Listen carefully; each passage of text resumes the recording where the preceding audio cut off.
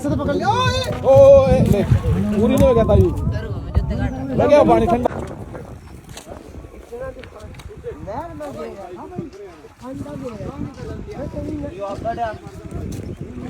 बाहर निकाल ले इसको। बहुत बढ़िया राम तरस से राम तक पीछे गेड़ा खा जाएगा नहीं यू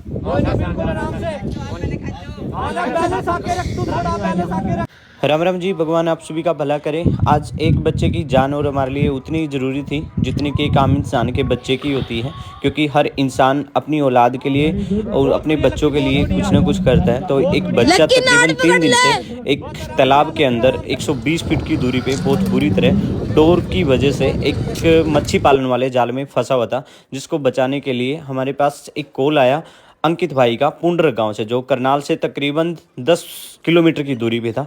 और इस बच्चे को रेस्क्यू करने के लिए हमने जिस हिसाब से वीडियो देखी, इसको बचाना हमारे लिए एक बहुत बड़ी चुनौती था और उसी हिसाब से हमने सारा सामान कैरी करना स्टार्ट कर दिया। हम करनाल से एक ट्यूब लेके गए ट्रैक्टर की, उसमें हवा भरवा के, ताकि अंदर तक जाना हमारे लिए आसान हो जाए, क्योंकि इससे पहले हम काफ़ी सारे आइडियाज़ आजमा चुके थे जो कि हमारे लिए पॉसिबल नहीं हो पा रहा था। फिर हमने गांव से एक टोकरा मंगवाया लकड़ी का, जिस टोकरे को हमने इस ट्यूब के ऊपर प्रॉपर तरीके से फिट कर दिया, ताकि इसके अंदर किसी बंदे को बिठाकर हम उस बच्चे तक पहुंच सके, ताकि उसकी जान बचा पाएँ। अब ये वो टाइम था जब उस बच्चे को बचाने के लिए इस तालाब के अंदर जाना था, लेकिन हमारे लिए सबसे बड़ी चुनौती ये था कि इस ट्यूब वाले सिस्टम के अंदर बैठ के जाएगा तो कौन जाएगा, क्योंकि अगर मैं इसके अंदर बैठता तो ये पलट सकता था, क्योंकि ऑलरेडी हम वेट चेक कर चुके थे इसका।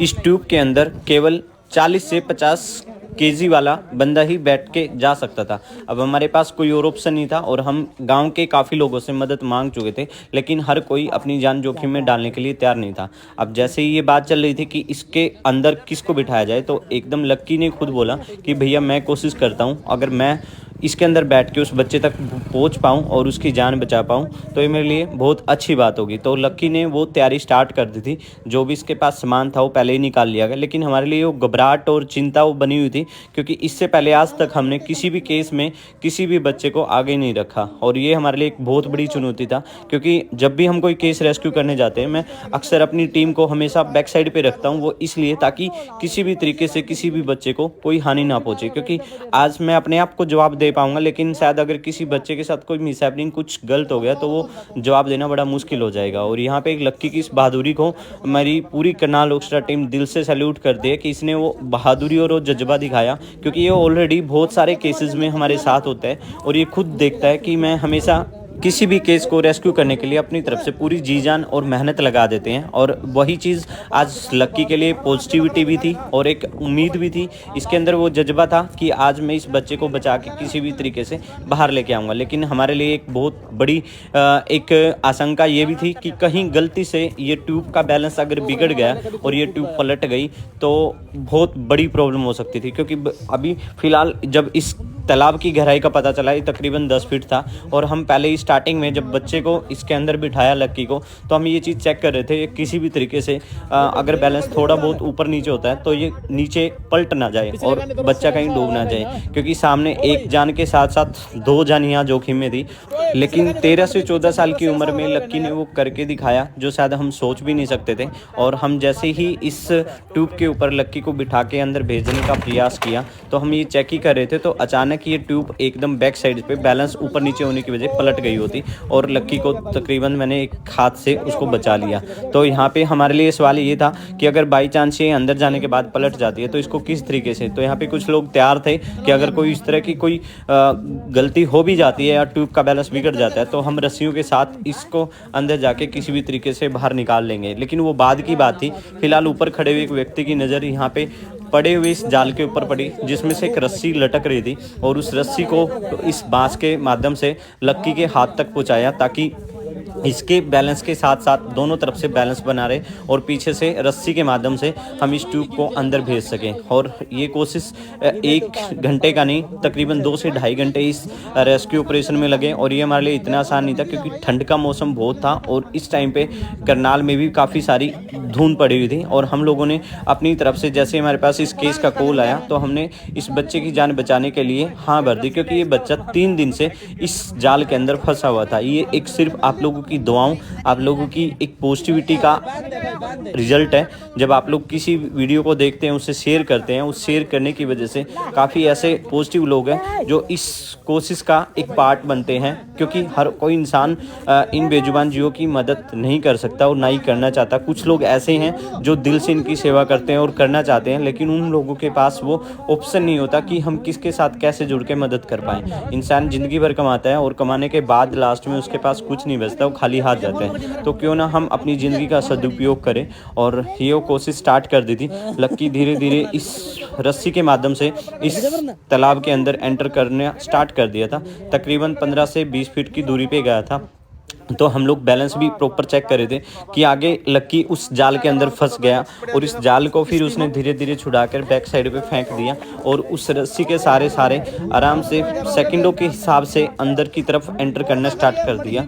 अब तकरीबन 30 से 40 फीट की दूरी पे लक्की जा चुका था, और अब इस बच्चे तक पहुंचना काफ़ी मुश्किल भी था और एक डर भी था कहीं किसी तरीके की कोई भी गलती ना हो। लेकिन बहुत सारे लोग यहाँ पे सिर्फ यही कोशिश कर रहे थे कि इस बच्चे को किसी तरीके से बचाया जाए। और एक कहते हैं, जब आप किसी काम को करने के लिए सच्ची नीयत और सच्ची श्रद्धा के साथ एक उम्मीद और एक आस बना लेते हैं कि हाँ हमें इसकी जान बचानी है, तो वहाँ पे परमात्मा भी आपका साथ देना स्टार्ट कर देता है। तो वही चीज़ हमारे साथ ही, हम लोग इस बच्चे को बचाने के लिए चारों तरफ से यही प्रयास कर रहे थे कि किसी भी तरीके से इस बच्चे तक पहुँचा जाए और इस बच्चे को इस जाल से छुड़ाकर इसको मुक्त कर दिया जाए, ताकि इस बच्चे को 3 दिन से जब ये फंसा हुआ था, तो हो सकता है भूखा प्यासा किस आस में है, क्योंकि जब भी कोई बेजुबान जीव है वो खाने की आस में ही जाता है, और उससे ये नहीं पता था कि वो इस जाल के अंदर फंस जाएगा।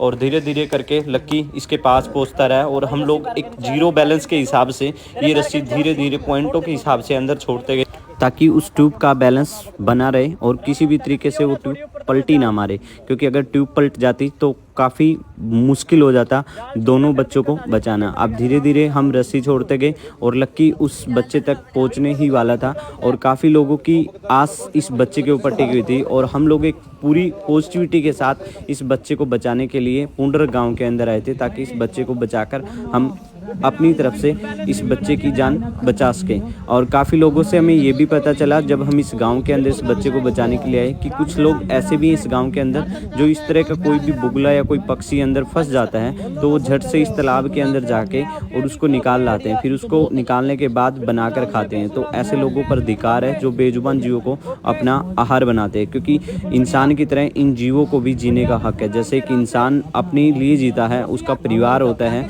और इन बेजुबान जीवों का भी एक अपना परिवार होता है। लेकिन शायद इंसान इतना लालची हो गया कि उसको अपने लालच के आगे किसी बेजुबान जीव की कोई वैल्यू समझ नहीं आती, और वो इन बेजुबान जीवों की हत्या करके उनको अपना आहार बना लेता है।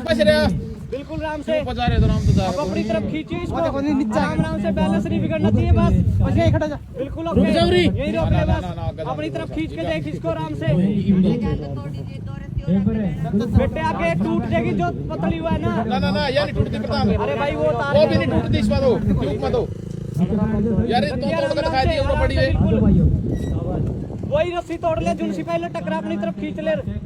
हाँ आराम से, बिल्कुल आराम से ऊपर उठा ले, बस एक मिनट आराम से उस साइड जा धीरे धीरे। हम बड़े भाई खड़े हैं, एक बार सारे बिल्कुल आराम से लक्की, बिल्कुल आराम से, कोई दिक्कत नहीं।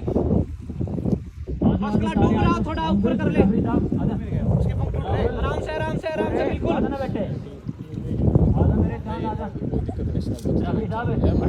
कट नहीं रही के रस्सी काटो, उसका नहीं जा, आराम तो काट लाओ नहीं ना, तो उसका नहीं चले जा, रस्सी काट देगा।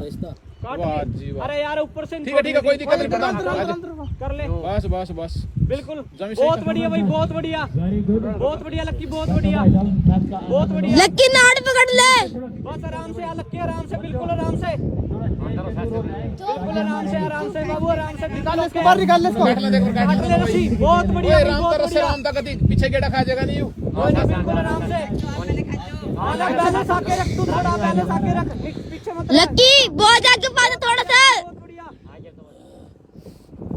बस आराम से, आराम से,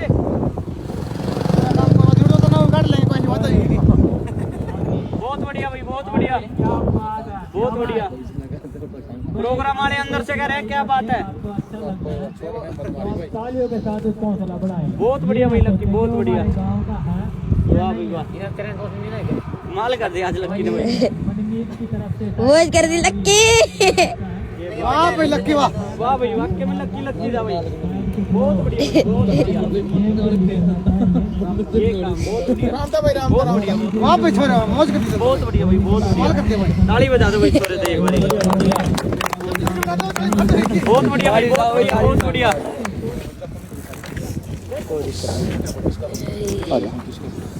इधर नाम कर देंगे भाई इधर भाई कोई दिक्कत नहीं, बहुत बढ़िया हुई।